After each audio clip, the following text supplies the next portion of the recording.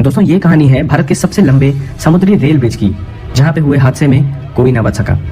आप सभी लोगों ने कहीं ना कहीं इस ब्रिज का नाम तो सुना ही होगा। इसका नाम भारत में ही नहीं पूरे विश्व में मशहूर है, जिसे हम पामन के नाम से जानते हैं। ये रेल ब्रिज रामेश्वरम को भारत के मेनलैंड से जोड़ता है। ब्रिज की जो कुल लंबाई है ये लगभग 2.65 किलोमीटर की है।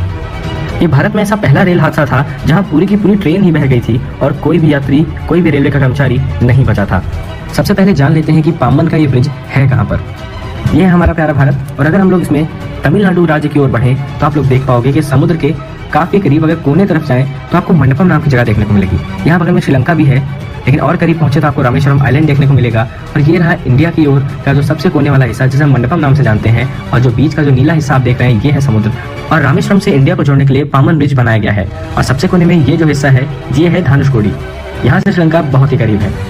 मान्यता तो ये भी है कि हमारे प्रभु श्री राम जी ने लंका जाने के लिए धनुषकोडी से ही पैदल पुल बनाया था।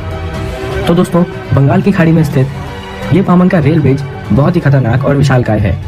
बात है 1964 की, जब दक्षिणी अंडमान सागर में तूफान की जो स्थिति थी वो बहुत ही गंभीर होने लगी। ऐसे में हवाओं का रुख 45 किलोमीटर प्रति घंटे की रफ्तार से लगभग 400 किलोमीटर प्रति घंटे की रफ्तार तक पहुंच चुका था।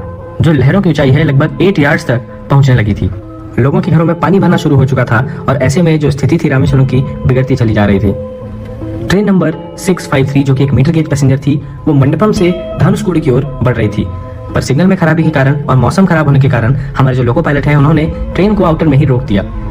जब काफी देर तक उन्हें सिग्नल में कोई रिस्पांस न मिला, 2-2.5 घंटा उनके ऐसे ही बीत चुके थे, तो उन्होंने हिम्मत जुटाई और ट्रेन को सीटी मारते हुए आगे की ओर बढ़ा दिया। और वहां धनुषकोडी में एक स्टीमर इंतजार कर रहा था कि कब यात्री यहाँ पहुंचेंगे और वो उन्हें लेकर के श्रीलंका की ओर बढ़ जाएगा।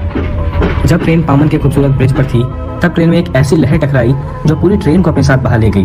लगभग 110 यात्री, 5 रेलवे कर्मचारी, ऐसा तो रेलवे के आंकड़ों के हिसाब से है, पर कई ऐसे यात्री भी जो बिना टिकट यात्रा कर रहे थे, जो उस ट्रेन में सवार थे, किसी को नहीं मिले। यहाँ तक पामन का जो मजबूत रेल ब्रिज है वो भी पूरी तरीके से तहस नहस हो चुका था। और धनुषकोडी तो मानो पूरी तरह से तबाह हो चुका था। रेलवे स्टेशन में कुछ नहीं बचा था, पटरियां सब उखड़ चुकी थी। और इतने बड़े रेल हादसे के बाद धनुषकोडी को सरकार द्वारा अनफिट फॉर सर्वाइवल डिक्लेयर कर दिया गया। हमारी भारतीय रेलवे की ट्रेनें अब केवल रामेश्वरम स्टेशन तक ही जाती हैं, लेकिन खुशखबरी ये है कि रेलवे का नया अप्रूवल आ चुका है, जिसमें रामेश्वरम से धनुषकोडी के लिए रेल लाइन का निर्माण फिर से किया जाएगा। बाकी अगर आप किसी और हादसे के बारे में जानना चाहते हैं भारतीय रेलवे से जुड़े हुए, तो कमेंट सेक्शन में लिखिए, वो वीडियो भी जल्दी मैं आप लोग के सामने लेकर के प्रस्तुत होऊंगा। तो आज की इस वीडियो में इतना ही था, जल्दी मिलेंगे आने वाले वीडियोज में। तब तक ख्याल रखिएगा आप लोग अपना। जय हिंद दोस्तों।